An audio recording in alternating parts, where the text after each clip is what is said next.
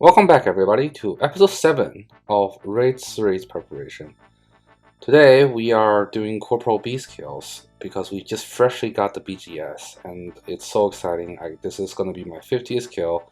We're going to get a great notification for a combat achievement and yeah, this is going to be a long grind. But let's get into it. So first of all, let's review because it's been a long time since we have talked about my goals. We can finally upgrade our thumbnail image to have a check mark on the BGS because as you saw in the last episode, if you haven't caught it already, I'll link it up above.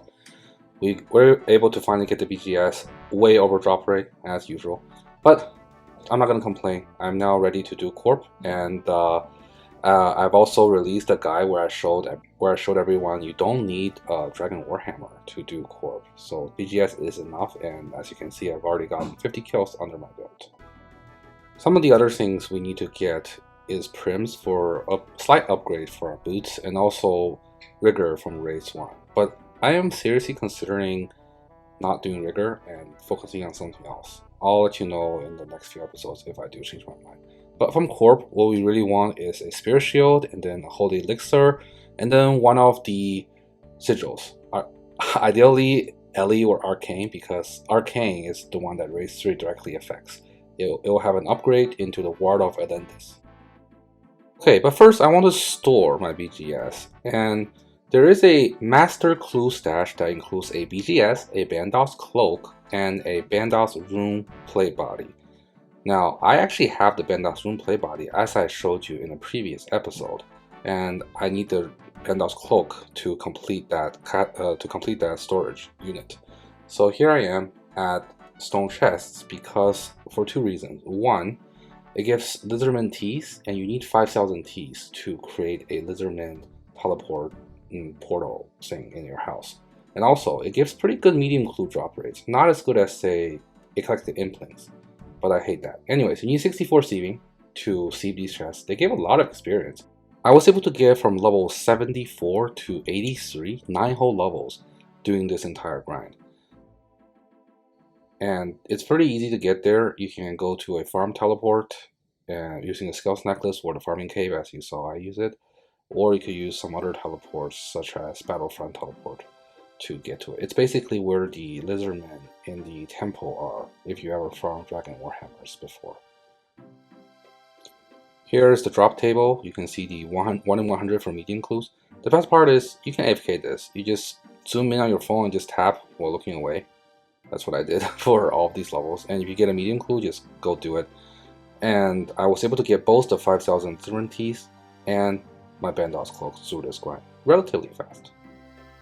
So unfortunately I did not get a video, just the image of the Bandos Cloak being dropped from my medium clues. But as you can see here, I'm happily running towards the stash in the Goblin Village where I can just finally save some inventory space with this beautiful stash. And yeah, dude, this place, when you were a noob, do you remember coming here and thinking like you found out where the enemy base was? Man, those are good times.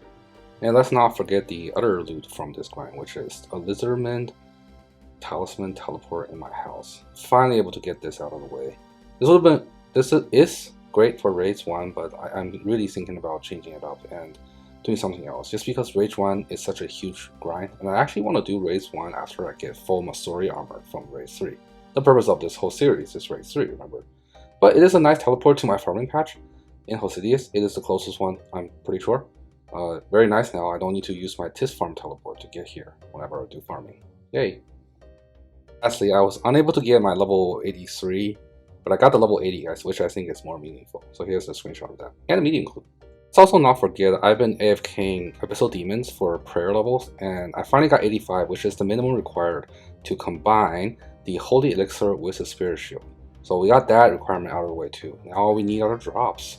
Oh, and this level was a nice cheeky 2075, which is pretty nice. I'm getting close to 2100. Oof, the council looking good. Despite my best efforts, I can still die at Corp. If you don't pay attention, it's pretty easy to get stacked out. So, but it's pretty safe because my items are on the ground. I just get a new bag, come back, and pick everything up.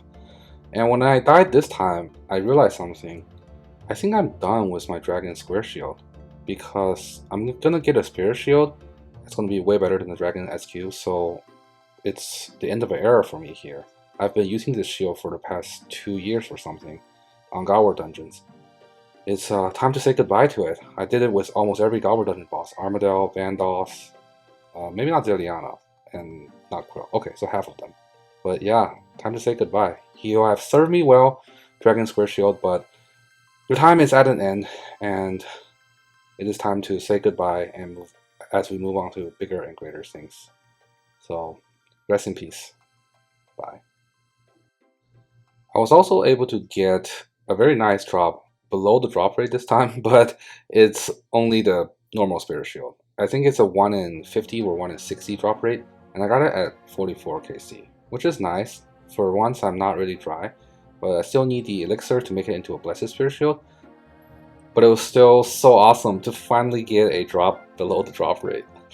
You don't know how happy I am to finally not be dry on something, even though it's not a big drop, but you know, you take the small things in life and you have to enjoy yourself like that.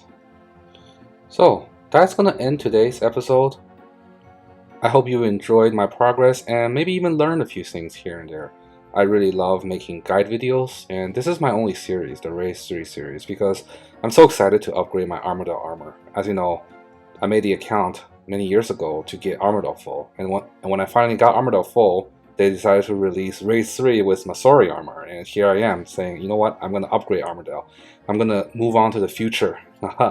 Yeah, so please like and subscribe by clicking this button here. It really helps me grow the channel and motivates me to make more videos. I have a lot of guides, check them out. I hope they're very helpful to you.